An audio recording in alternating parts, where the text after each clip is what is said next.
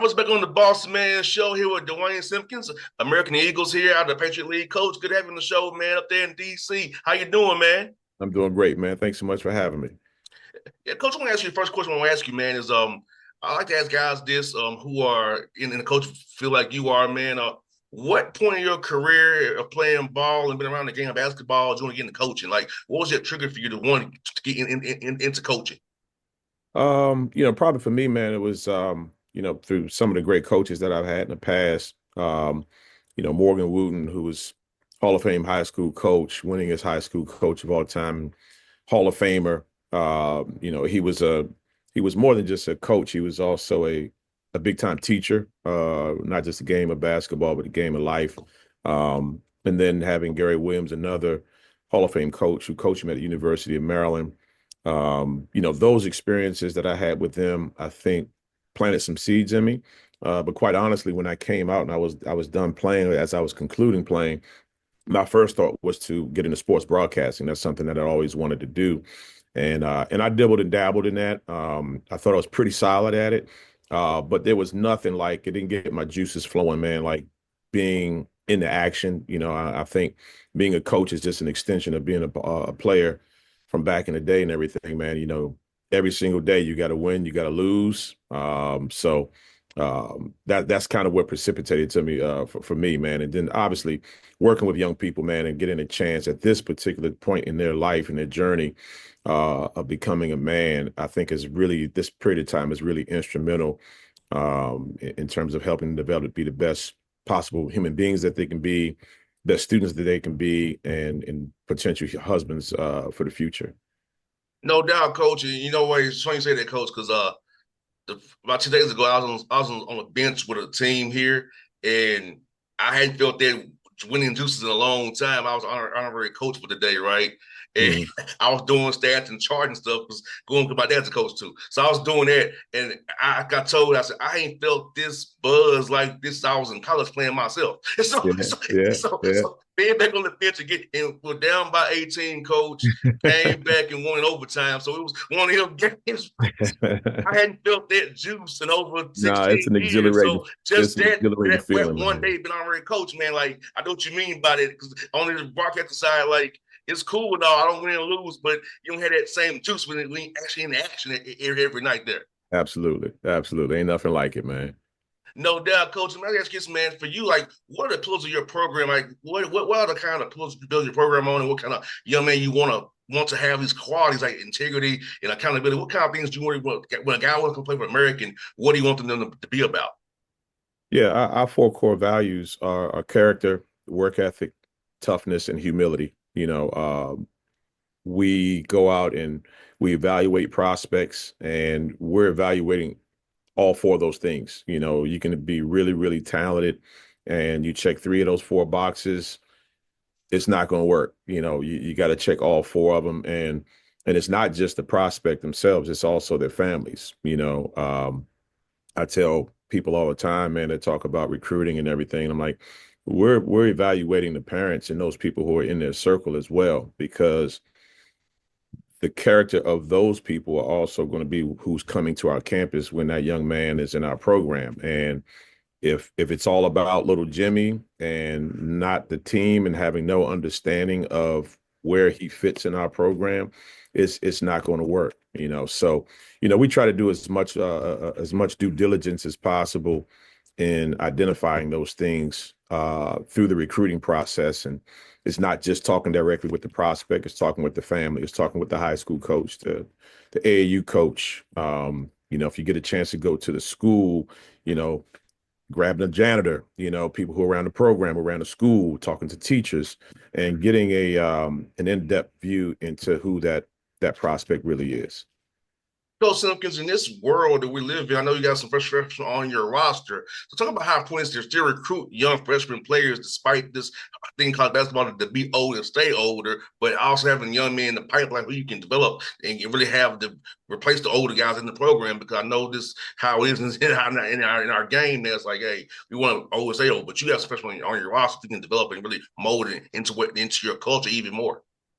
Yeah, yeah. If I were at a, Power 4, Power 5 school or whatever, I would probably adopt a different way of thinking. But here in the Patriot League, and specifically here at American, we got a quality education, quality school here for young men to get an education. And those young men and their families are not committing to American uh, because they're seeking NIL opportunities. We'll have an opportunity to do some of those things, but they're not making decisions solely on the dollars. So for me, in the longevity of our program, I'm looking long term is, right now, like we got 6 freshmen coming in next year. Like we're gonna be really, really young next year, but they're talented. And I'm really big on development. For me, ideally, we'll take some lumps next year. We'll win some games, we'll lose some games, but the following year, we can keep this core group intact. I think we can be really, really good. So, for us here at American, man, like it's not so much of recruiting transfers. If that opportunity arises and we need it, so be it. But I'm in year 2 right now of a 5-year contract, and I want to think long term and big picture with this. 100%, coach. And also, like you said, coach, you mentioned something very well, very important, rather, that in this environment, you got to really know who the guy is, relationship wise, what his end game and what his agenda is, because, it's so much stuff out there. When you and I played, it wasn't social media out there. You got to see who pulling at you, telling you should be doing this, doing that. And so taking that patient approach and having young men buy in. Hey, we're here to develop you as a young man to play, get you stronger on and off the floor, and just trust the process. I don't use the but trust the process that we're going to be all right. We're going to be good. So I think you're doing a hell of a job with that because this environment is always immediate gratification. Like we just want to win that today, not have a true program per se. Yeah, yeah, and I'm really fortunate, man. I got a great administration who is in alignment with my vision long term for the program. And again, this is so new to us, the whole NIL landscape. This is something that maybe a year or two from now is different, right? Because we got some really talented freshmen, and they one or two of them plays well against Ohio State or whoever, and Ohio State's coming with a big bag of money, and we will have to make adjustments. But until that time, this is kind of the model that we're going to follow. And coach, 14-10 on the year so far, 8-1 at home, 8-3 in the Patriot League. A tough league you're in, man. I know Matt Langle very, very well. He's always Colgate, always a tough character to play those guys, man. But talk about the Patriot League as a league, man, and how tough it is, and how those people just really watched the quality of basketball in your league because it's very, very tough every night.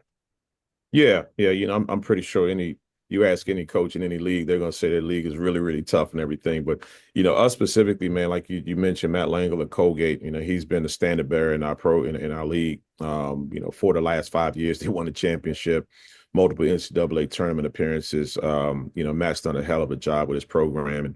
But even within our league, man, we've got so many really, really good coaches, and each and every night it's something a little bit different. Some are going to play more inside out, some are going to play more outside in. Some are going to be in transition a little bit more. Some are going to double the post. So each and every night, man, against each team, you're going to have to, as a coach, you're going to have to adjust and prepare your team accordingly. And then up and down rosters, man, like everybody's got, 2 or 3 players that like can really change the game. We got several 7-footers in our league that are really talented. A couple of them that stretch the court and shoot three. We've got one in Matt Rogers. He's not a 7-footer, but 6'9", almost 6'10", who's shooting the ball, at almost a 50% clip from three, 55% from two. So each and every night, man, you're going to have some really good players and going against really good coaches. No doubt. And coach, when you put together your non-league schedule, did you put together with the idea of trying to find different styles that you will see in conference play because you want to be this time of year, you've seen everything. You've seen how to guard these different actions, what people are running. So was that kind of your process trying to find different styles of play in the non-league play to show your team what they'll see come Patriot League time? Yeah, yeah, there's some thought with that. Obviously, sometimes some things are unavoidable. We gotta bring a certain amount of money for our program or for our athletic department. And do I want to go play Carolina? No. We're not gonna face another Carolina in our league, but it's a great experience for our guys. to go to places like that. But when you start to talk about some of the leagues that may be, say, a half a step or one step above us, A10 going up against St. Joe's is really good because it gives us a chance to go into a hostile environment, longer, more athletic players, and to kind of see where we stand. And more importantly, those games prepare us for Patriot League play, right? We know what it's like to be down 12 with 8 minutes to go on the road. Hey, they've got a really good shooter, scorer in Eric Reynolds. We got to make sure we do a good job on him. That's going to translate into our league as well. So, yeah, there's definitely some, conscious thoughts of how we construct our non-conference schedule. But, more important than anything, man, it's like, do the dates align? Hey, we need a game on December 1st. We need to get 85K for it, whatever the case may be. All these things kind of have to align themselves. No doubt, coach. You played some close games early already, and talk about that because you really can't say we can do 6 minute for 4 minute drills in practice, but it's not the same as with a live body and referees and different teams. So getting that experience now, playing some close games early in the year as the games become more important through February into March, you can kind of coach and teach you. So next time they'll execute that free throw block out, that rotation, that close out, so you can win the game. Those little small things that are in the box score that affect winning. Yeah, yeah, those things are huge, man. Like you say, you can kind of construct those things in practice and go over them and just to have a foundation of what you want to do, but not until those lights are on and bullets are flying, so to speak, and the referee's on the court, do you actually get a chance to go through it. We had a double overtime loss to UMBC here at home. We had an overtime win against GW in the A10 here at home. We were down 7 points with 34 seconds to go against Lehigh a week and a half ago. We, hit a buzzer beater. So, those experiences, man, they come organically and they're really, really valuable for, the Patriot League championship game or playoff games. Like our guys, they know what it's like to be in that situation in a game versus just practice. No doubt. And also, coach, doing a good job sharing the basketball. You have multiple guys in double figures. So talk about how important it is to have optionality offensively so teams can just key in on one person. They can just roll the defense to one guy. You got other guys that can score the ball confidently and then sharing the sugar per se. And everybody getting involved, which we do. You and I both love playing ball. The ball has energy. Forget the ball. I'm going to defend harder than the fullback. Get the ball. It's just human nature. It should be that way. It's human nature. Mhm. Yeah, no, we work a lot on ball handling, passing, shooting from an offensive perspective. And there aren't any guys on our roster, quite honestly, that we say, hey, no, you can't shoot, because you can't. We work on it every single day. Obviously, some guys shoot it better than others. Within our offense, those guys know where they're going to get their shots, and they know who's a better shooter. We get a kick out. You may want that guy who's shooting 48% to shoot that one, but if he's at 38 and he knows he's got a 45 right to him, he'll kick it for one more pass. But I think again, that goes to the humility that we talk about. One of the core values in our program is understanding what's not just a good shot, what's the great shot, and I think it plays out when you talk about scenarios like that. 100%. And also, you're doing a good job batting the basketball. 11 turnovers a game, which is good. It's only five and a half, but I know you probably won't get that lower, but at least they ain't live ball turnovers, hopefully not. You can't transition. So, talk about how important it is to value that basketball, not turning over so we can get shots, opportunity to crash the boards and rebound the ball and get back on defense and try to stop people. Yeah, absolutely, man. Like, anytime you can get more shots than the other team, you give yourself a chance to win. So, limiting the other team on their offensive rebounding, you getting a couple yourself, but more importantly, just taking care of the basketball.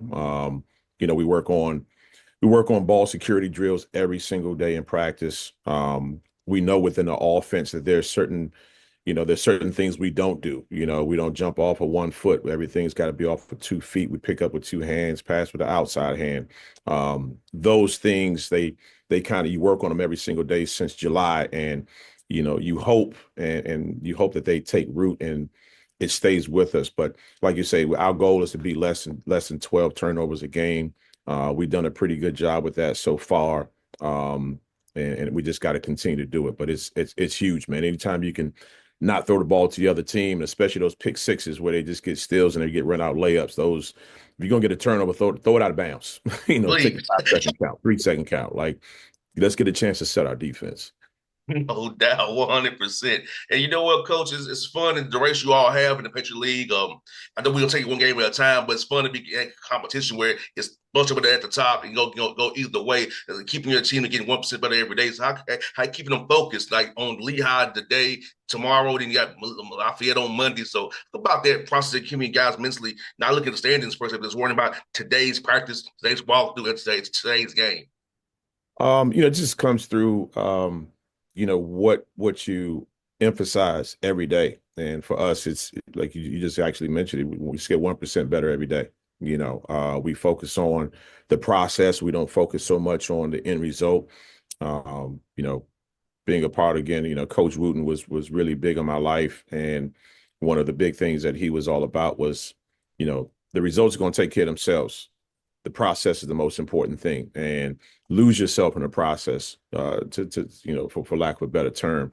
And I think, I've got a great support staff. I've got a great staff, man. They echo those sentiments. It's one thing when the head coach says it, but it's not reinforced by the assistant coaches and the support staff. But we are all on the same page in terms of echoing that same sentiment, that and having that ethos throughout our program. Now, coach, let me ask you. I'm curious to ask you this question because you all kind of play with 1 day prep. So, how do you structure your practice week to try to, not overload the guys, trying to maybe get some in for that second team on the 1 day prep, or you just kind of focus on that first day, and we'll worry about the other team on the off day in between. That's a great question. We go Wednesdays and Saturdays. So, we play Wednesday on Thursday, especially this time of year, man. And we're in February now. We're not coming in on Thursday and doing a 2 hour practice. Thursday would be a recap, film wise, of the Wednesday night's game. It'll be a slight introduction in terms of personnel into the upcoming game on Saturday. And we'll get out and we'll do some 5-on-0 stuff. We'll get up and down the court and some 3-man weed type stuff, full court shooting, just to get the blood flowing, but not as much bone on bone. If it's probably no bone on bone, competing the day after that Wednesday game. Friday is going to be an abbreviated practice, but we are going to go bone on bone. We're going to get up and down. That practice is probably going to go, including stretching and everything, it's going to go an hour 20, hour 25 minutes. And on that day as well, we'll dive into specifics of what their defense does and what their offense does, and the things that are going to be key to us going into that game. And within that practice, we'll work on those fundamentals to attack that defense. If they're in a drop, we're going to work on pocket passes, corner empty. I call them corner empty pocket passes. Hey, this team's going to be a hard hedging team. Hey, how do we go against it? Are we going to kick it ahead? Are we going to have a quick throwback and try to dive the ball to the post?